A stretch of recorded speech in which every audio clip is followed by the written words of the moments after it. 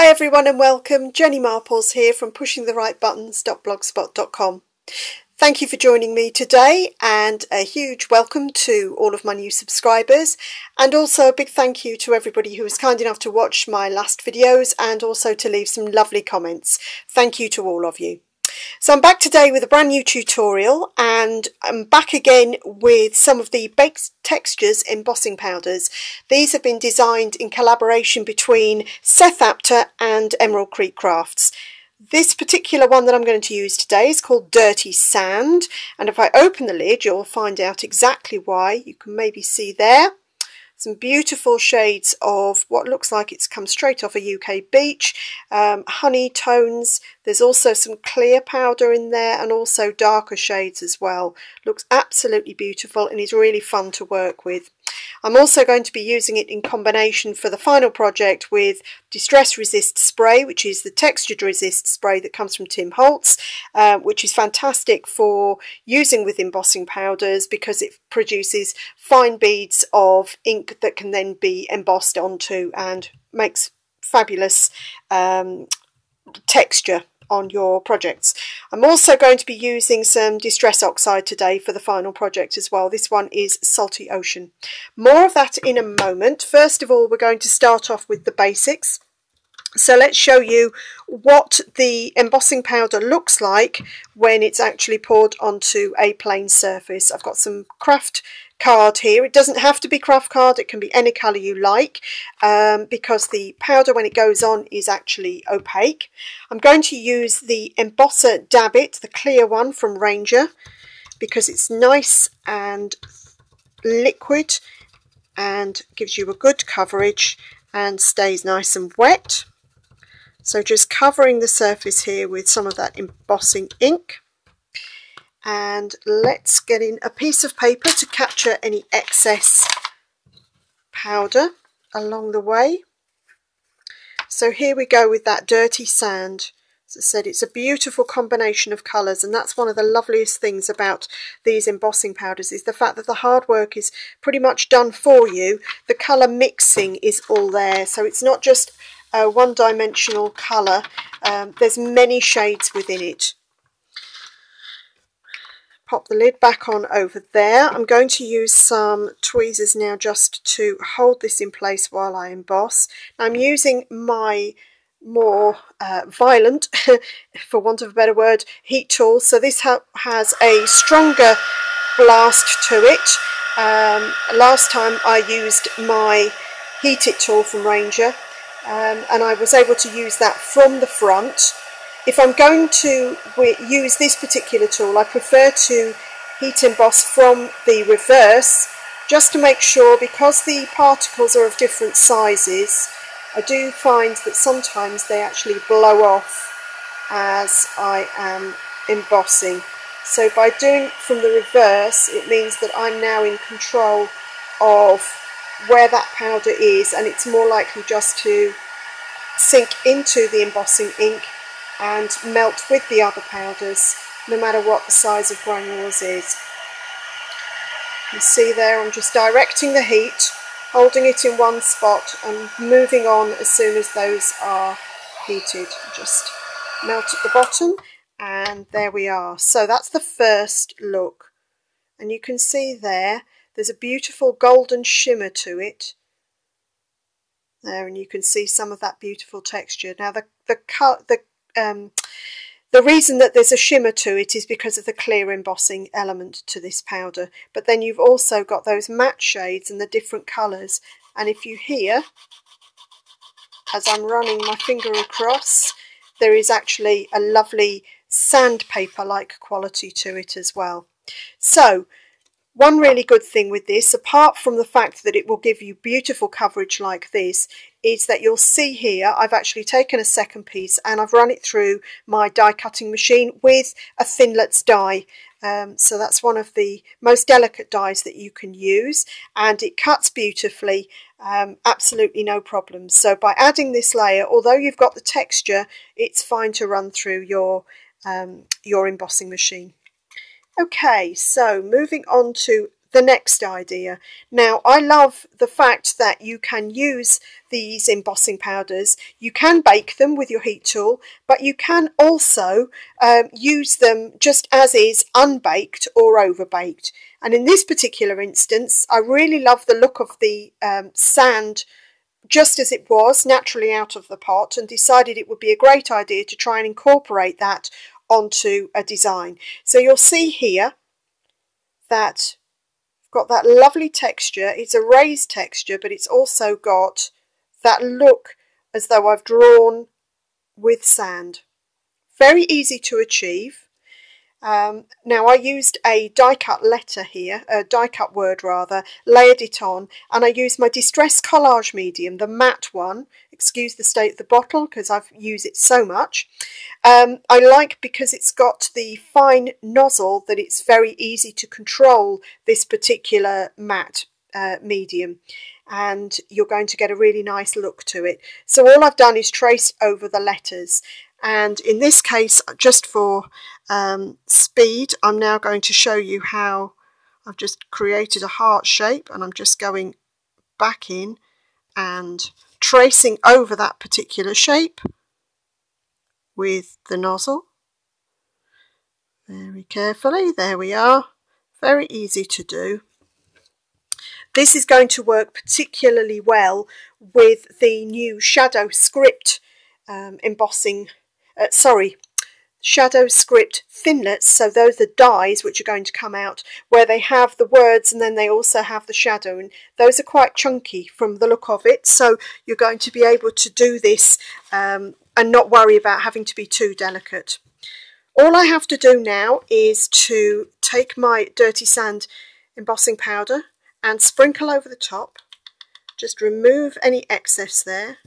Just make sure I catch every element to it. There we go. And you'll see now how that little heart, as unevenly drawn as it is, nevertheless looks as though it's been created using wet sand. Now I leave that for a good couple of hours, depending on how warm it is in your climate. Today it's not so warm here. And leave it for a good couple of hours, and that will actually then set and go nice and hard, and then it's great for putting on your projects. And just so that you can see, you don't have to attach to a piece of card for this one. I've also done exactly the same technique and drawn over let's turn this piece over so you can see it more clearly. I've drawn over another word, but this one has been left separate, and I've then just covered with dirty sand in exactly the same way, and now I have a textured word which is going to be great to put onto any of my cards or projects. And finally, as a suggestion for you using this method, can you see all I've done is combine the two? So I've got the embossing powder which has been heated on the bottom, and then I've gone over the top once that is dry. I've gone over the top and just drawn lines with, again, the Distress Collage Medium bottle, and then sprinkled over the raw powder and left that to dry, and then I get that beautiful combination of textures using both methods. Right, now we'll move on to the final project, which is going to incorporate some of the products that I was talking about earlier. So here I have a craft card tag.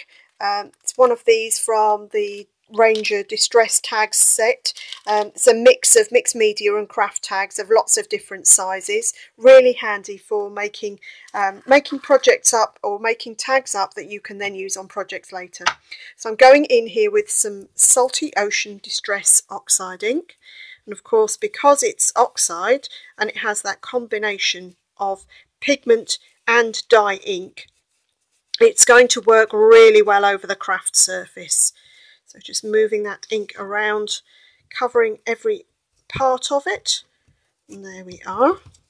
So that's all of that covered. Move the ink out of the way, and now I'm just going to get that's my distress sprayer, and just going to pop a few drops of water on there just to let this oxide work its magic with the water. Dab that off, and you'll see that we've now got the lighter colours in there as well. And now I'm going to dry that with my embossing tool, just to make sure that the pigment element within this ink is now thoroughly dry, because it does need to be thoroughly dry for the next stage of this tag. And you can actually see as the colour almost oxidises in front of your eyes as it dries, and you'll see that the ink has now dried thoroughly. So that's covered that nicely. Okay. Now I do need to make sure, as well as it's dry, I'm also going to sort of almost give myself a second helping hand here, just by running this is an anti-static bag, which is a friend to all embossing fans, just to remove any extra thumbprints or any grease or whatever that I may have put on the tag before I start the next stage. Now this is where we bring in my trusty cat litter tray into the mix. This will protect all of my surfaces so that when I use the Distress Resist spray, I don't have a mammoth job of having to clear up around me. This spray, if you haven't used it before, you do need to make sure you protect your surfaces, because whatever it goes onto, if you don't clean it off straight away, then it will remain in place for forever. So just spraying now. Let's make sure this tag is nice and flat on my board. That's better. And I'm just going to go in now, and I want to spritz and make sure that I've got the front bit covered. The bottom half of the tag is covered more than anything. So having got that done, I'll move it out the way. Just want to spritz my litter tray here with some water, because as you'll see, that actually dilutes the spray and makes it a little easier to clear away from the plastic surface. That's all that done. So now I can go in and use my embossing powder. So let's put the paper back in place to catch any excess, and I'm just going to sprinkle from the top, sprinkle down and cover that resist spray. There we are. Cover that now with the embossing powder, and you'll see there I've got that beautiful look. And I could leave that to dry, but actually in this case I do want to make sure that it's nice and embossed. And I'll be honest, I'm not sure how well it would stay in place if it was just using resist spray to keep it in place, but I'm going to emboss anyway, so let's try doing that. So again, heating from the reverse.